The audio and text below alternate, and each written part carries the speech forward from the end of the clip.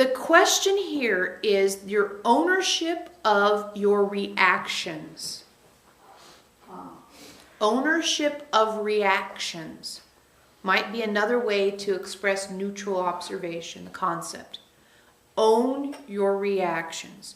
So if you get excited and get goosebumpy and cry, wow, this isn't just happening without my conscious intervention or my conscious understanding or my conscious experience of it. I'm owning the reaction I'm having. I'm owning the fact that in this moment, I feel like being angry about Prop 8. But I'm also owning the fact that just letting my anger run isn't helping anyone. I'm owning the fact that right now I'm tempted to jump up and down because Barack won, but I'm also owning the fact that jumping up and down because Barack won means that I might not be connecting or understanding or having compassion about 48 million people who didn't want him to win. It's not just do the happy dance and stamp on other people's face, just like it's not boo the person that you didn't like. Because owning your reactions means being conscious in the moment. And it also means not letting it run away with you. Not run away from you, but run away with you. It could be a similar thing like when you're eating and you're not paying attention to what you're eating and you want to be more conscious about your eating. So you're owning your reactions to the food. So neutral observation maybe isn't the right terminology. We're willing to shift it. Maybe owning your reactions, not just letting them happen.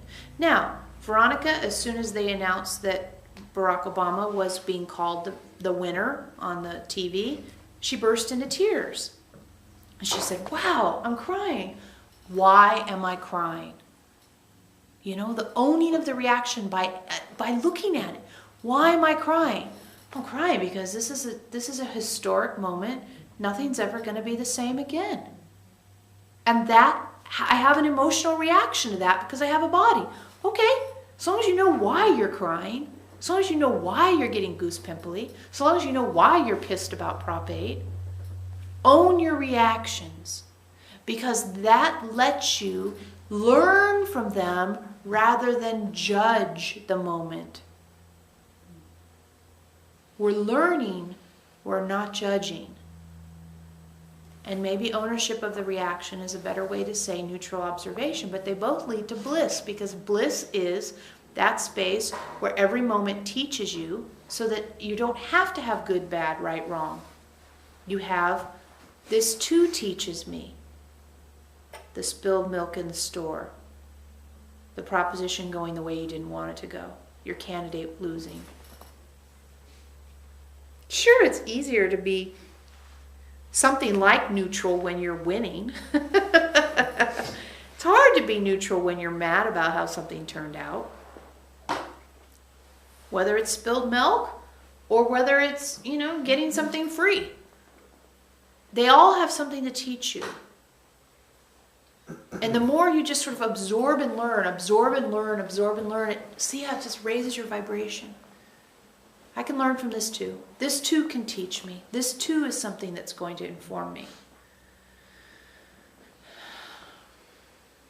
So you learned that you get goose pimply when Barack Obama takes office or has a speech. You've known that for a while. That's right. And why would be the question. What about this is so fascinating to me? What about this makes me feel this way? Not just, I feel so good, but what about it? What part of this delights me? What part of this moves me? What part of this is most interesting? See, there's mob mentality, right? Where all of a sudden people are upset about something and they go mob on the street and people just get caught up in it because it's kind of addictive. You kind of match energy and away you go. There's mob mentality that breaks windows and burns cars, and there's mob mentality that gets excited and cheers at the football game. And they're both equally unconscious unless you take ownership of your reactions and change it into something that raises your vibration.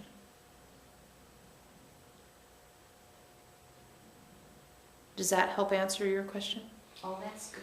Oh, good. Thank you. Yeah. We want to help you get the concept, and if our language is in the way, we're going to change it. Because we're just transmitting energetics into language, and it's not easy sometimes. Mm-hmm. And for us, the way we perceive it might not be the way you can actually enact it. But you're right to say that Barack Obama, he just got elected the first black president in the history of the United States, and there's something closer to a landslide than you've had in a long time, and there's 100,000 people standing there staring at him, and his family's there, and he gets up to the microphone and he just says, Right? Right. Right. If there's a time when you're going to be like, yeah, I won! There's none of that. We got a long road to go. Okay. Yeah, right. Yeah. That's great. And you girls, you can have a puppy. Exactly. Yeah. The girls get a puppy, right? That was like the most emotion. yeah, it's like, and the girls, you can have your puppy. Okay. So what we're showing you there, very powerfully, let's all be clear, that's exactly what we've been talking about, where you're modeling high vibration. He didn't have to do anything, and people could see, wow, look at that composure.